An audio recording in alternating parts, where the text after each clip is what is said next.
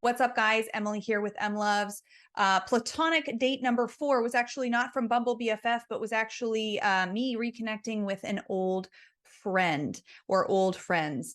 The reason why I am including this is because I realized as I was beginning to form these new relationships that there were actually relationships in my life that were really important to me and that I had let go, probably because I didn't actually have relationship building skills in terms of platonic female relationships.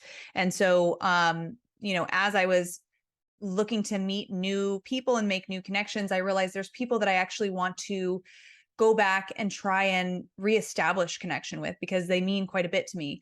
So, it actually took me many years to admit that and be vulnerable enough to say that as somebody who has an avoidant attachment towards platonic relationships.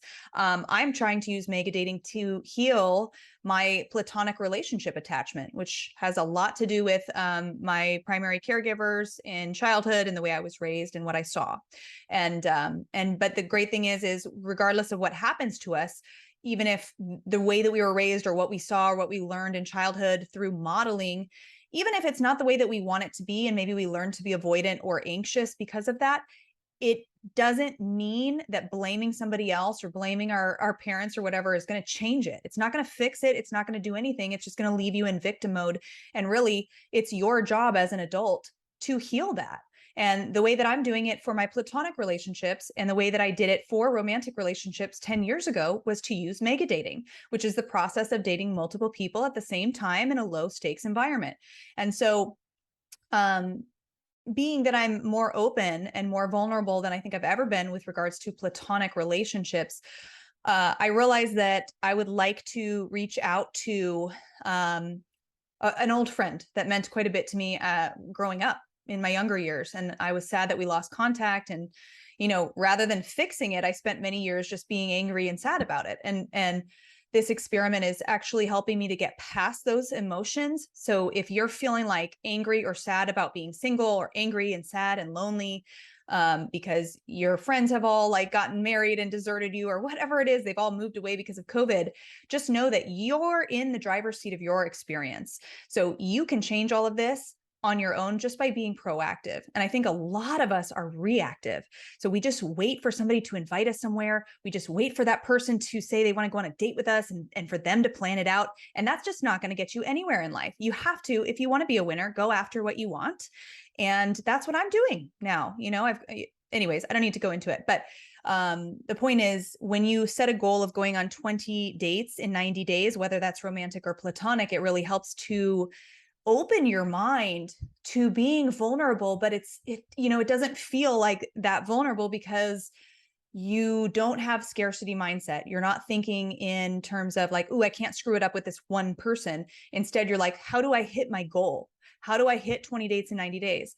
So what I did for this one, for a platonic situation, is I reached out. I invited her to coffee. I gave her the day and time. So this is a TDL, same thing I teach, my students for romantic relationships. You don't just reach out and say, we should hang out sometime, because that's not going to get you anywhere. You reach out and you say, hey, I'm going to be in your area Saturday at 9 a.m. I would love to grab a coffee with you. Now, being direct is very vulnerable and it requires you to have courage, right? But the cool thing is you don't have to muster this insane courage on your own when you make a date, because you're really trying to hit that goal of like, I need to get this many dates on the calendar. It like naturally forces you into being proactive. And if you're struggling with this, and this is something that you really want to learn, this is what I teach in my program. I teach people how to be proactive in their romantic lives so that they can get what they want. But the process of mega dating will naturally make you more proactive. So anyways, I invite them to coffee. I'm very nervous, of course, because this person meant a lot to me in my past. And, I would really like to rekindle the relationship. And I'm done being a victim and saying, oh, they never hit me up and blah, blah, blah, blah. No, because that's not going to get you where you want to be. It's not. If you want the relationship, you have to work for the relationship. I mean, it's important for the other person to reciprocate, but you're the one who is going to have the experience.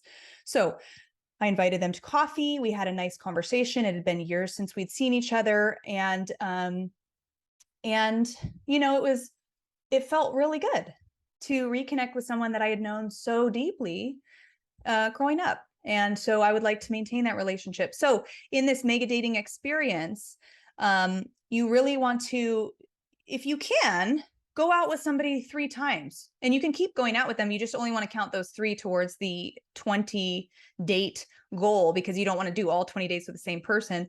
But think about it like, okay, if I have to get, let's say every single person you went out with, whether it's a romantic date or a platonic date, every single person you went out with, you ended up seeing 3 times.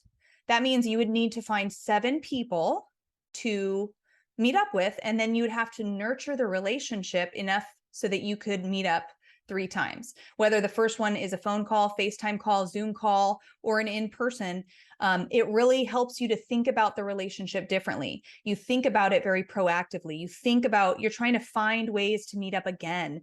You're really trying to bridge a deep connection and find out what you have in common so you can see them again. So I, of course, do want to continue getting to know this person. They matter a lot to me, and that does require me to be a little bit vulnerable. But when I'm looking at it like numbers, it's going to be a lot easier for me to do it. So yeah, that was that meetup, and it was great. It was really rewarding.